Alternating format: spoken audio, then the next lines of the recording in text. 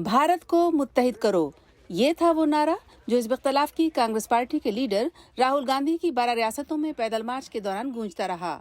भारतीय ज़ेर इंतज़ाम कश्मीर के सदर मकाम श्रीनगर में 5 माह की पैदल मार्च के इख्तिताम पर उन्होंने कहा कि उनका मकसद तकसीम की सियासत का मुकाबला था। जो विचारधारा है इस देश, जो नजरिया कौम को तोड़ना चाहता है, हमें मिलकर उसके खिलाफ खड़ा होने की जरूरत है। नफरत के साथ नहीं, ये हमारा तरीका नहीं है, बल्कि मोहब्बत के साथ।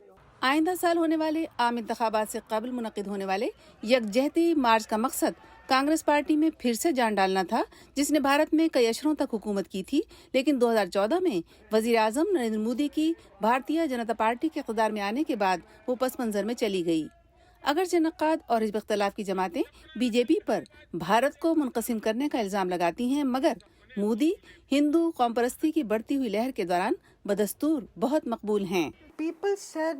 लोगों का कहना था कि वो इस चीज से बहुत मुतासिर हुए कि कोई पैदल उनके पास उनके मसाइल देखने आया था और इस चीज ने उनका दिल जीत लिया। मार्च के दौरान जब राहुल गांधी ने महंगाई और बेरोजगारी जैसे मसाइल को उठाया तो किसान, तलबा और सरगर्म कारकुन भी उनके साथ शामिल हो गए। एक आदमी अपना कंफर्ट जोन से निकल के, एक आदमी अपने आरामदेह माहौल से निकलकर मुल्क की सड़कों पर पैदल चल रहा है। आप देख सकते हैं कि हजारों अफराद यकजहती मार्च में शामिल हुए हैं। हम तब्दीली चाहते हैं और हम इसे हासिल करने की उम्मीद रखते हैं। मार्च में उन्होंने मुल्क के कोने कोने पैदल सफर की एक पुरानी सियासी रिवायत की तकलीद की। गांधी ने सर्दियों में भी सिर्फ एक टी शर्ट पहनकर और शिपिंग कंटेनर से बने कैबिन में रात गुजार कर खुद को आम लोगों जैसा जाहिर करने की कोशिश की। I think what it's achieved is a rebranding. मेरे ख्याल में उन्होंने जो कुछ हासिल किया है वो एक रीब्रांडिंग है। उन्होंने अपने बारे में तासुर को तब्दील किया है और खुद को एक ज्यादा संजीदा सियासतदान के तौर पर पेश किया है कि वो भाग नहीं जाएंगे, क्योंकि 3500 किलोमीटर तवील मार्च में तकरीबन 25 किलोमीटर रोजाना चलने के लिए गैर मामूली कुव्वत बर्दाश्त दरकार थी।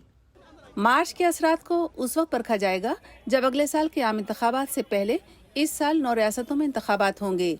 कांग्रेस पार्टी को पिछले 2 कौमी इंतखाबात में शिकस्त हुई थी और ये मार्च शिकस्त खोर्दा पार्टी की बहाली की कोशिशों का सिर्फ आगाज ही हो सकता है। People are viewing him with new eyes. लोग उन्हें एक नई नजर से देख रहे हैं, लेकिन जहां तक इंतखाबी फवाइद का ताल्लुक है तो इसके लिए अभी एक तवील सफर बाकी है।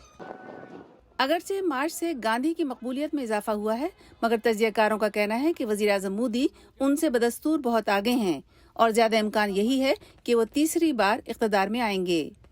अंजना पसरीचा की रिपोर्ट के साथ Yasmeen Jamil, voice of America.